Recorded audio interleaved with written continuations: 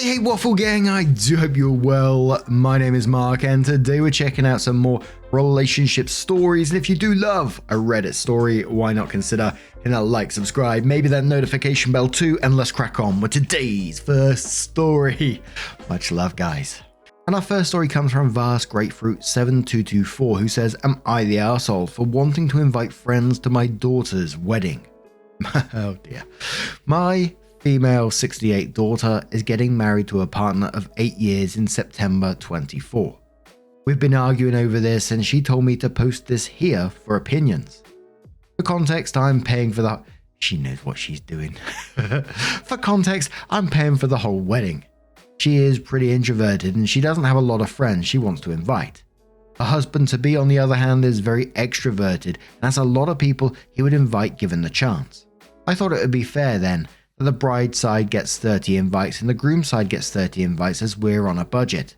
Since my daughter doesn't have a lot of people and there are spots on her side left over, after her family and her friends, I have people I want to invite.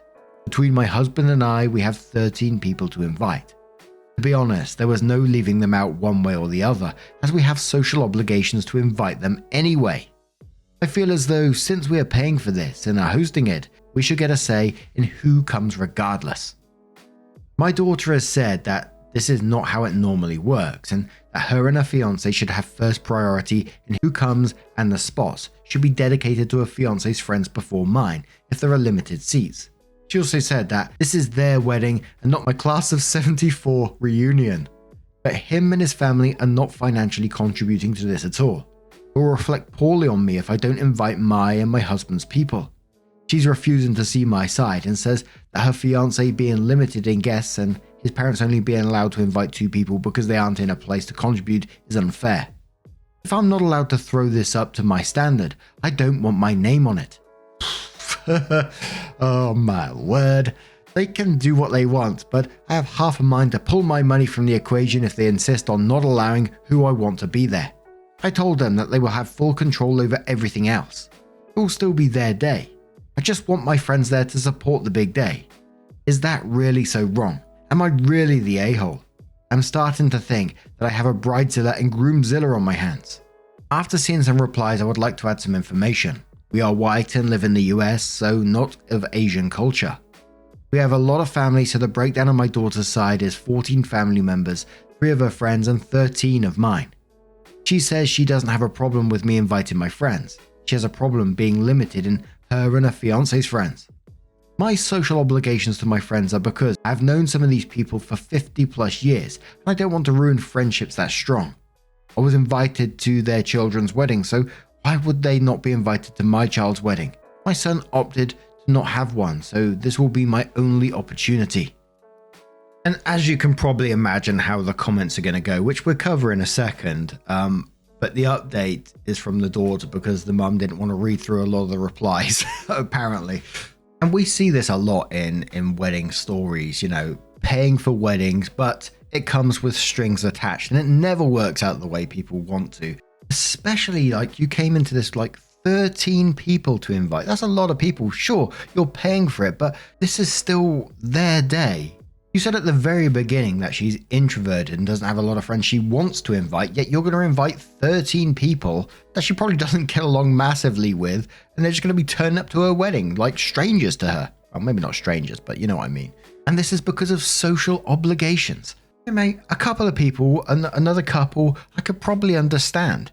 If I'm trying to put myself in like the daughter's position and you know the parent came up to me and said, oh, do you mind if we invite a couple of friends along as company or something like that? I'd be like, hell yeah, bring them along. But you demanding that we got to bring 13 people because of social obligations, and if I'm not allowed to throw this up to my standard, I don't want my name on it. Well, don't put your fucking name on it then. Sort it out myself. And obviously, I don't know the daughter's financial situation, so I can't comment too much on that, but that's kind of how I would feel about it, I think. But in the comments, Bureaucratic Dick says, you're the arsehole. I get the argument that you should have say in the guest list to a degree if you're funding the wedding, but this is still their day. They clearly don't feel these people have been meaningfully close enough to their relationship to include them. They want to invite people who they feel they are closer with. And split down the middle rule seems flawed in that your daughter doesn't want as many guests. Pull out of funding it if you can't reconcile the idea of giving your daughter the day she deserves, but be prepared to hate the guest list even more and face the possibility of your own exclusion.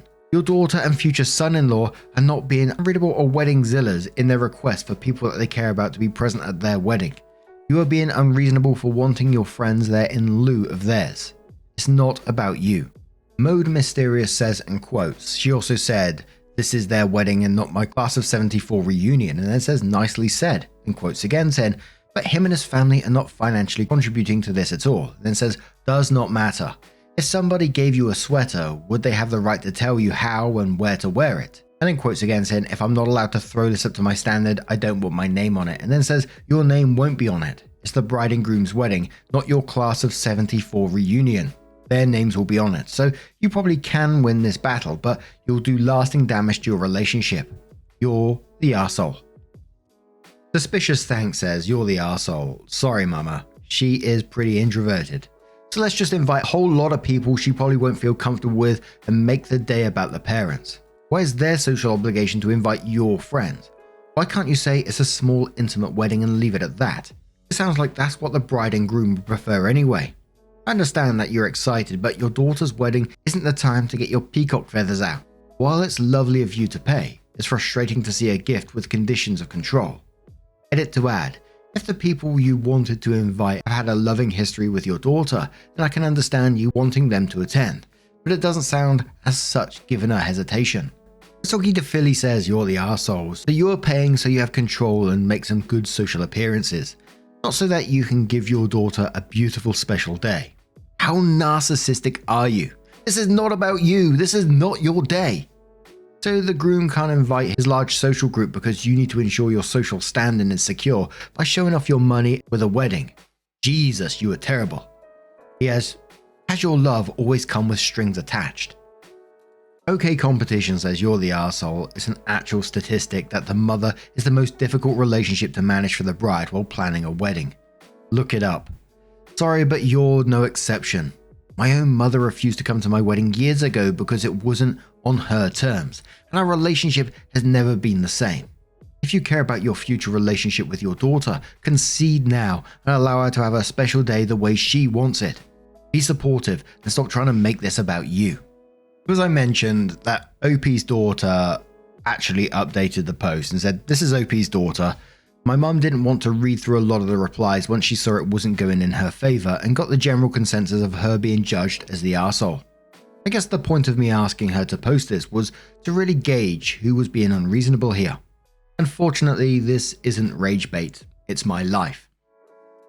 Lol, her opinion hasn't changed, and so long as she is paying, she is standing firm on her requirements. I also wanted to clarify that I was willing to fund my own wedding. It would have been a much smaller affair, or even just an elopement at that point, but I was okay with that. But she insisted on funding it because she wanted me to be able to have an actual wedding. 8 of the 13 people are strangers to me, but the money for 6 of them was going to be paid with money from outside of the wedding budget money. The 8 people I don't know are using spots from my half of the guest list, who quite honestly I would have preferred to give to my fiance's friends since I hope to get to know them more. But it is what it is. I don't mind her friends, I know most of them I guess. I know this isn't the update most want, but we'll be going ahead as is. You've all given me perspective in moving forward, and there are a lot of layers to our relationship. Some of the speculation is correct, though I don't want to delve too deep. I think we're all going to need some therapy. Lol. Money has already been put down and I wouldn't want it to be wasted. Also, some of your comments are absolutely sending me. You all are funny, so thanks for the laughs. Hope you all have a wonderful day.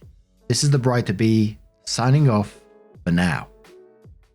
And it's one of those stories that I'm not sure how I feel after it. You know, OP's they sound like pretty chilled about it, the way that they was talking just there, and accepting sort of it is what it is. And I don't know, you're having your wedding paid for, but at the same time, you're not getting exactly what you want. And it just sort of worries me for the future of your wedding planning and as well. What else is going to be taken over because she wants it a certain way? Are you going to be able to have the food you want? Is it up to the standards of her wedding that she seems to be throwing? Are you going to be allowed to decide your own music? The fact that she just hasn't seen anything she's done wrong, and even though she's been told by hundreds of people that, you're the arsehole in the situation and you need to change your ways or you're going to damage your relationship. And she just went, no, fingers in the ears, and went, no, I'm not listening to that. I find that really sad for OP. But now I'm going to turn this one to you guys. What do you guys make of this situation? Let me know your thoughts down in the comments below. And let's move on to another story. And this story comes from Mother Tradition 774 with an update as well, saying, would I be wrong to ask my family split the cost of the cake for my sister's second wedding reception? My 31 female sister, 35 female, got married a few weeks ago in a beautiful wedding that my parents paid for. The wedding was held in a different state because it was close to my brother-in-law's hometown where most of his large family lives, and it was also reasonable distance from our extended family as well. My extended family lives on the East Coast. We live in the Midwest. Because a lot of our friends that live in our state were unable to travel for the wedding, my mum decided to host a small reception that will be happening later this month. I'm in my last year of law school and I'm also working a full-time job. When my mum mentioned the idea for the second reception a few months ago, I immediately told her I wouldn't be able to help. I helped plan my sister's wedding, but I volunteered to pay for the cake as a way of contributing. She said that was fine and she would begin planning as soon as the wedding was over. One thing led to another and I ended up doing 90% of the planning myself. Basically what would happen is my mum would suggest an idea and ask me to research it. I would present her with my research and she would ask me to follow up with the vendor. I would do that, but by doing so, I inadvertently became the liaison between the vendor and my parents. The only thing my mum has done on her own is select the theme, the invitations and the decorations. I booked the venue, selected the venue, booked the entertainment, designed and ordered the invitations as well as made the address labels for them. My parents are still paying for all of the costs. I just did the majority of the actual planning. Here's the problem. In the last 2 months, I encountered 3 unexpected expenses that put a $1,200 hole in my finances. I even had to pay my rent late this month. By my estimations, I won't be caught up until I receive my holiday bonus from my job in December. Last year, my bonus was $1,300. The cake for my sister's party is going to cost $300. I technically have the money, but I have almost nothing left for the month after my bills are paid. Would it be wrong to ask my family to help with the cost? I feel bad for asking because I did volunteer to pay for it and my parents didn't budget for it. Also, my sister and brother-in-law don't live in our state, so they have to pay for a flight and hotel the weekend of the party.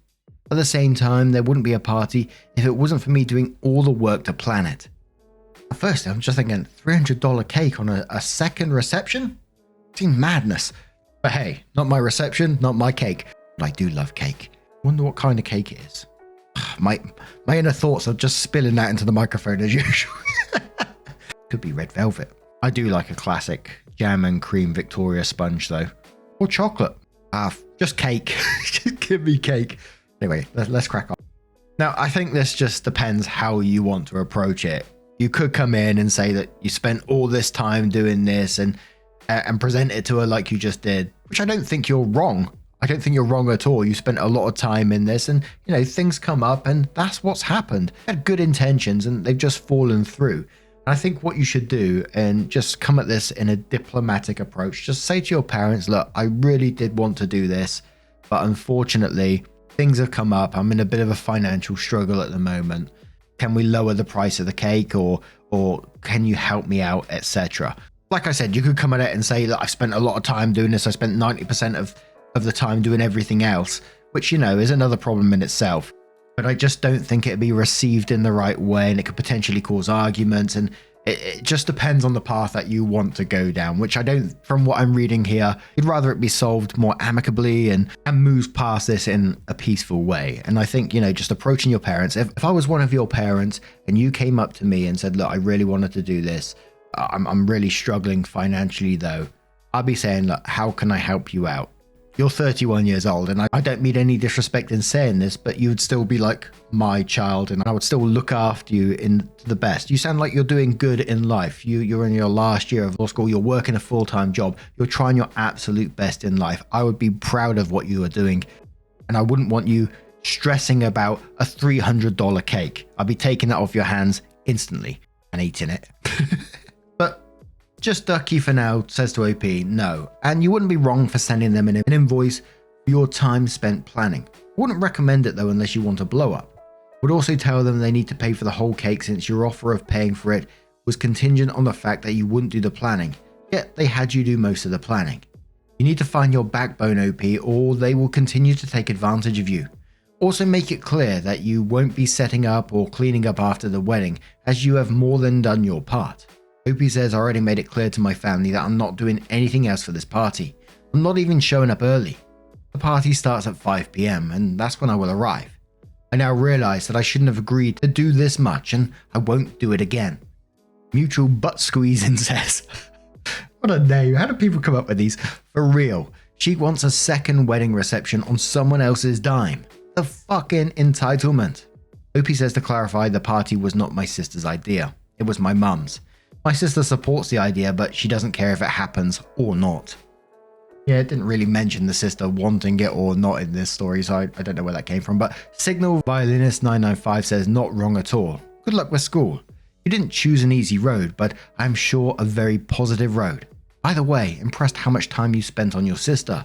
I sure hope she is worth it. OP says she's definitely worth it. Aw, she's a wonderful sister and she's been incredibly supportive of me.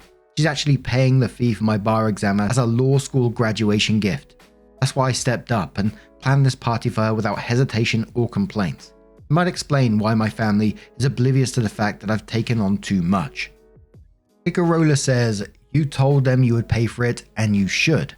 Honor your word.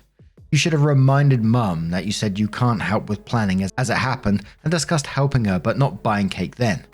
Maybe ask mum to help or front the money. Say what you mean and do what you say you will do. Be a person who is reliable and keeps their word. It's an extremely important trait. So is admitting that you're struggling as well, so, fuck that. OP says, I'm not saying this to argue, but I do think it's unfair to say that I'm not being reliable or keeping my word. When I said I would pay for the cake, I didn't know that I would have these unexpected expenses less than 2 months before the party. Emergencies happen. One of the reasons I didn't have the money saved to cover these expenses was because I spent so much money paying the cost of being my sister's maid of honor. Travel expenses, dress, hair, makeup, etc. I spent the past year going above and beyond for my sister, and I will gladly do it again. I just don't think I should go broke paying for this cake. OP does update the post and says, about a month ago, I posted a conflict I was having regarding the cake I had offered to purchase for my sister's second wedding reception. I could no longer afford the cake due to some financial difficulties I was dealing with, and the overwhelming opinion of the sub was that I should tell my family I can't pay for the cake. I followed that advice and it worked out better than I hoped it would. When I told my parents about the problem, they offered to pay for the cake without hesitation. They said it was nice of me to offer to pay for the cake, but they don't want me to do it if it would cause a financial strain. My sister said we could just get a cake from the grocery store, but my parents really wanted it to be a wedding cake and they didn't mind paying the costs. In another surprising turn, my mum called me last week and asked me to explain in more detail exactly what was going on with my finances. I'd been very caught when I told her I couldn't pay for the cake, and she knew there was more to the story. I told her about the $1,200 hole in my finances and she was really empathetic. She told me she would call me back, and when she did, she had my dad on speaker. They're going to give me $1,000 to help me out. They said they wish they could give more, but it's all they could do on short notice. I was absolutely shocked. This experience has taught me that being a people pleaser only benefits the people around you. I'm finally learning that setting boundaries isn't a sign of weakness, it's a sign of strength. I hope this story can encourage the other people pleasers out there that it's okay to say no. I get more sensitive as I get older. I've got tears in my eyes when it was like feeling of relief for OP when they said that the parents called back and they offered $1,000 to help OP out of a tough situation. And I think in some way it was relief as well, because we read so many stories and it could go absolutely horribly wrong. Most of the time when we read on Reddit, it's drama-filled stories because that's why people come to these. They ask for advice with a situation that's going on. So to see a positive update is always like a bit of relief, and it's like, oh, thanks fuck for that. It certainly is nice to see once in a while. But what do you guys make of this situation? What do you think of the update? Let us know your thoughts down in the comments below. Now, just a huge thank you from the bottom of my heart for getting involved in today's stories. Your love, your support, your time always means the absolute world to me. So thank you so much for being involved. And hopefully I will see you in the next one. Take care and much love.